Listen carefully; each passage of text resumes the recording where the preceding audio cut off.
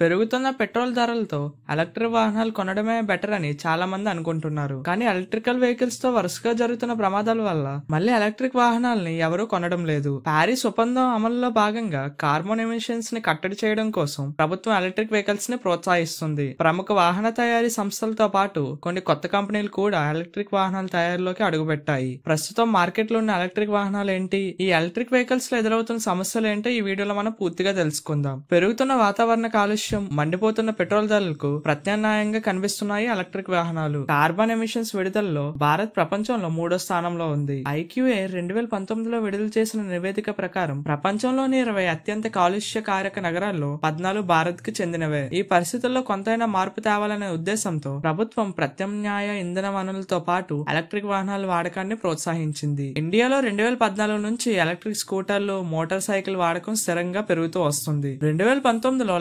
152,000 electric స్కూటర్లు, బైక్లు అమ్ముడయ్యాయి. 2014తో పోల్చుకుంటే ఇది 20.6% ఎక్కువగా పెరిగింది. 2020-25 మధ్య ఇది 63.9% పెరిగింది. ఇండియాలో ఎలక్ట్రిక్ వెహికల్స్ ట్రెండ్ ప్రారంభించింది హీరో ఎలక్ట్రిక్ సంస్థ. ఫ్లాష్, ఆప్టిమా, నిక్స్ పేరుతో ఈ సంస్థ ఎలక్ట్రిక్ వాహనాలను తయారు చేస్తుంది. ప్రభుత్వాలు, పాలకులు ఎంత చెప్పినా ప్రజలు తమ సౌలభ్యం, సౌకర్యమే చూసుకుంటారనేది వాస్తవం. పెట్రోల్ ధరల భారాన్ని తగ్గించుకునేందుకు ఎలక్ట్రానిక్ వాహనాలు మేలని చాలా మంది భావిస్తున్నారు. మెట్రో నగరాల్లో, పెద్ద పట్టణాల్లో ఇప్పటికే ఎలక్ట్రానిక్ స్కూటర్లు, బైక్ల షోరూంలు వెలిసాయి. ఈ వాహనాలు రోడ్ల మీద తిరుగుతున్నాయి. ఇతర వాహనాల్లాగే ఎలక్ట్రిక్ వెహికల్స్ కూడా కష్టాలు, నష్టాలు ఉన్నాయి. ఈ వాహనాల వల్ల పెట్రోల్ ఖర్చు, రిపేర్లు, విడిభాగాల కొనుగోలు ఖర్చు చాలా వరకు తగ్గుతుంది. కొన్ని ఎలక్ట్రిక్ వాహనాలకు రిజిస్ట్రేషన్, డ్రైవింగ్ లైసెన్స్ అవసరం లేదు. నిర్వహణ ఖర్చు కూడా తక్కువే. పర్యావరణంకి చాలా మంచిది. సౌండ్ పొల్యూషన్ కూడా ఉండదు. నష్టాల విషయానికి వస్తే ధరలు ఎక్కువగా ఉండడం, అక్కడక్కడ బ్యాటరీలు పేలిపోవడం, బ్యాటరీని మార్చాలంటే వేలల్లో ఖర్చు చేయాల్సి రావడం, ఎక్కువ దూరం ప్రయాణించే అవకాశం లేకపోవడం లాంటి కొన్ని సమస్యలను ఉదాహరణగా చెప్పుకోవచ్చు. పెట్రోల్ బంకుల మాదిరిగానే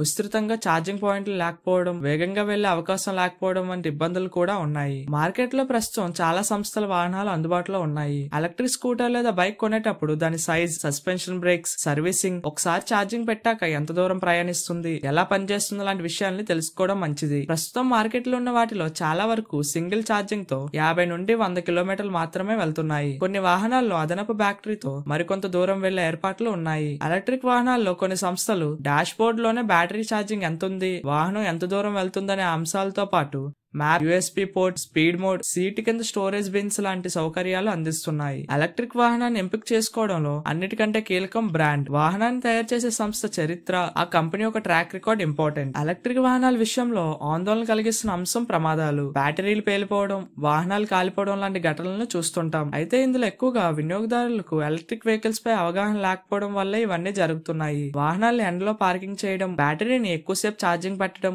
పెట్టగానే వాహనాన్ని నడపడం వల్లనే ఇలాంటి ప్రమాదాలు జరుగుతున్నాయి. వాహనాన్ని పార్కింగ్ చేశాక కొంతసేపటి తర్వాత ఛార్జింగ్ పెట్టాలి. ఛార్జింగ్ పూర్తయిన అరగంట తర్వాతే వాహనాన్ని నడపడం వంటి వాటితో ఇలాంటి ప్రమాదాలను నివారించవచ్చు. నిర్ధారిత ప్రమాణాలున్న ఎలక్ట్రిక్ స్కూటర్లు 3 ఏళ్ల వరకు డోకా లేకుండా నడుస్తుందని కైనెటిక్స్ సంస్థ తన వెబ్సైట్ లో ప్రకటించింది. అయితే ఇది వాహనం నడిపే వ్యక్తుల వ్యవహార శైలిపై కూడా ఆధారపడి ఉంటుందని చెప్తుంది. ప్యారిస్ ఒప్పందంపై సంతకం చేసిన భారత్ ప్రభుత్వం 2030 నాటికి కార్బన్ ఎమిషన్స్ ను తగ్గించే దిశగా నిర్ణయాలు అమలు చేస్తుంది. ఇందులో భాగంగా ఎలక్ట్రిక్ వాహనాల వాడకాన్ని ప్రోత్సహిస్తుంది.